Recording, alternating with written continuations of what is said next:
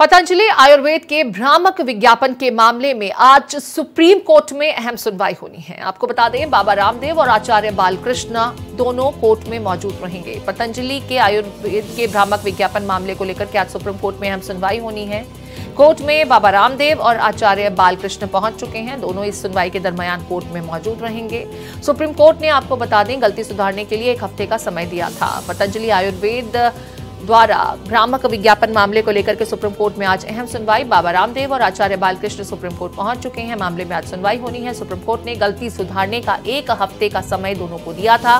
पिछली बार supreme court ने लगाई थी फटकार। आपको बता दें, कोर्ट ने कहा था कि आपने जो किया है वो गैर जिम्मेदाराना कृत्य है।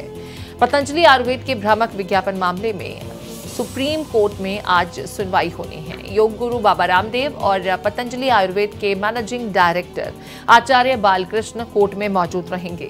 पिछली मर्तबा कोर्ट ने बाबा रामदेव और आचार्य बालकृष्ण को गलती सुधारने के लिए 1 हफ्ते का वक्त दिया था। बाबा रामदेव ने कहा था कि हम सुनिश्चित कर रहे हैं कि ऐसा दोबारा नहीं हो। पिछली सुनवाई में कोर्ट ने बाबा रामदेव को फटकार लगाते हुए कहा कि कोई बीमारी बिना इलाज की ठीक नहीं की जा सकती। कानून सभी के लिए एक समान है। आपने जो किया है वो गैर जिम्मेदारी कहलाती है। देश को आपसे उम्मीदें हैं। लोग आपके काम की प्रशंसा करते हैं।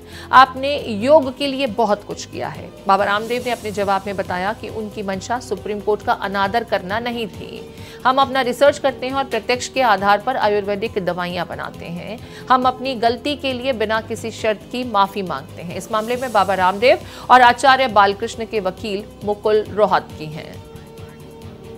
और मेरे साथ मेरे सहयोगी गोपाल कृष्ण जुड़ गए हैं। गोपाल का मैं रुख कर रही हूँ। गोपाल, इससे पहले 2 मर्तबा जब बाबा रामदेव और आचार्य बालकृष्ण कोर्ट में पहुंचे तो कोर्ट की तरफ से कड़ी फटकार लगाई गई। पिछली बार बिना शर्त माफी मांगने की बात कही जा रही थी। हालांकि कोर्ट ने उन्हें 1 हफ्ते का वक्त दिया था भूल सुधारने के लिए।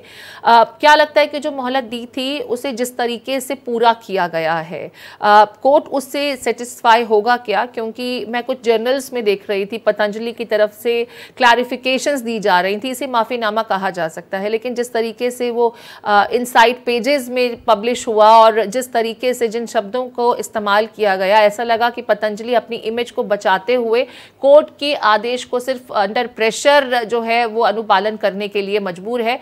उनकी मंशा तो नहीं दिखाई पड़ती है, बिल्कुल वो फील नहीं होता है कि उन्होंने वाकई जो किया है उसको एक्सेप्ट भी कर रहे हैं।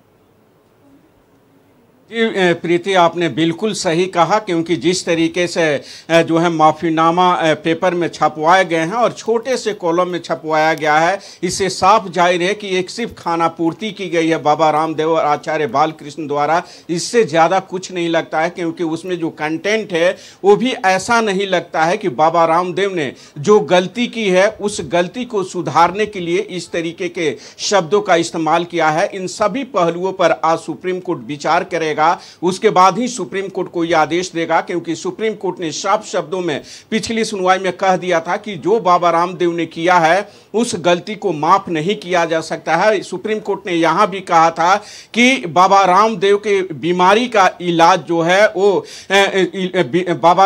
किसी बीमारी का इलाज जो है उसे इलाज करने से ठीक होता है और ऐसे नहीं ठीक होता है। बाबा रामदेव हो या कोई भी हो, कानून से ऊपर नहीं है, यह भी बातें कही गई थी। हालांकि यहां तक कहा गया था कि सुप्रीम कोर्ट की महिमा सर्वोपरि है, सुप्रीम कोर्ट से बड़ा कोई नहीं है, यानी कि कानून से बड़ा कोई नहीं है।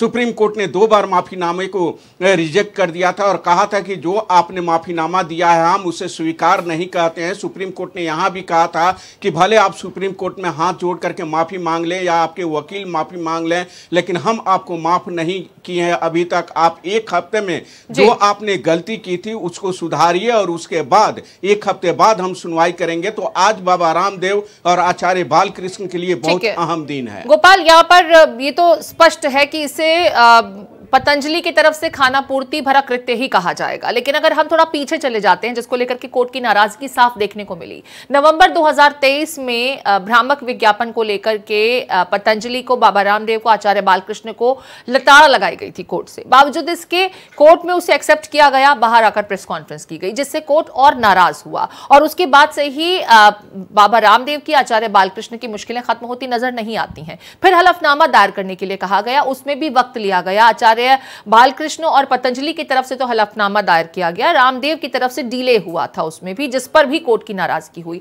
हर मर्तबा कोर्ट के आदेश का अनुपालन तो होता है, लेकिन डिलेस के साथ में फिर टैक्टिक्स इस्तेमाल किए जाते हैं। और अभी जैसा कि आपने खुद भी कहा कि एक छोटे से कॉलम में और जिस तरह के शब्दों के साथ में माफीनामा, कथित माफीनामा पब्लिश किया गया, वो सिर्फ ऐसा लगता है कि अंडर प्रेशर किया जा रहा है, उसे फील नहीं किया गया है। अब ऐसे में क्या कोर्ट का रवैया आज और सख्त हो सकता है भ्रामक विज्ञापन मामले को लेकर के? कोई बड़ा एक्शन कोर्ट की तरफ से यहां देखने को मिल सकता है? देखिए प्रीति, जिस तरीके का कोर्ट का रवैया रहा है पिछले 2-3 सुनवाई से, अगर उसको हम देखें तो बाबा रामदेव की मुश्किलें कम नहीं होगी, क्योंकि जिस तरीके से बाबा रामदेव ने गलती सुधारने के लिए उपाय किया है वो उपाय सही नहीं है और कोर्ट भी इसको जो है एक्सेप्ट नहीं करेगा, क्योंकि जो कानून के जानकार हैं वो मानते हैं कि इस तरीके से कोर्ट के आदेश का अवहेलना नहीं करनी चाहिए, क्योंकि मेडिकल काउंसिल ऑफ इंडिया की याचिका थी और उन्होंने कहा कि किस तरीके से एलोपैथी को जो है वो गलत करार दे रहे हैं, बाकी जो विधि है उसको गलत करार दे रहे हैं और सिर्फ आयुर्वेद को ही सही ठहरा रहे हैं। और उसको लेकर के सुप्रीम कोर्ट ने माफीनामा मांगा था। दोनों माफीनामे पर सुप्रीम कोर्ट ने नाखुशी जाहिर की थी, उसमें जो शब्द दिए गए थे उस पर नाखुशी जाहिर की थी। बाबा रामदेव ने कोर्ट में खड़े होकर के हाथ जोड़ करके माफी मांगा था और कहा था कि दोबारा भविष्य में इस तरीके की गलती नहीं होगी। उन्होंने आवेश में आकर के इस तरीके के शब्दों का इस्तेमाल किया जो उन्हें नहीं करना चाहिए। यहां तक बाबा रामदेव ने कहा कि उन्हें माफ कर दिया जाए। सुप्रीम कोर्ट ने कहा कि माफ करना है या नहीं करना है हम आगे सोचेंगे, लेकिन आपने जो गलती किया है उस पर आपका क्या कहना है आप पहले बताइए, उसके लिए आपको हम समय देते हैं। बाबा रामदेव ने उसके लिए किया है, लेकिन क्या उस सुधारने जो गलती सुधारी गई है, क्या उस गलती को जिस तरीके से सुधारा गया है उसे सुप्रीम कोर्ट स्वीकार करेगा? गोपाल, आप इसे महज खाना पूर्ति कहा जाएगा, क्योंकि जिस तरीके से पतंजलि अपने प्रोडक्ट्स का विज्ञापन करने के लिए अखबारों के पूरे पन्ने का इस्तेमाल करता है विज्ञापन छापने के लिए, माफीनामे के लिए एक छोटा सा कॉलम, ये तर्कसंगत नहीं दिखाई देता और मुझे लगता नहीं है कि कोर्ट इससे सेटिस्फाई होगा। बहरहाल कोर्ट में आज क्या कुछ कार्रवाई रहेगी इस पर नजर बनी रहेगी। फिलहाल आपका बहुत शुक्रिया। अपडेट्स के लिए आपके पास दोबारा रुक करें।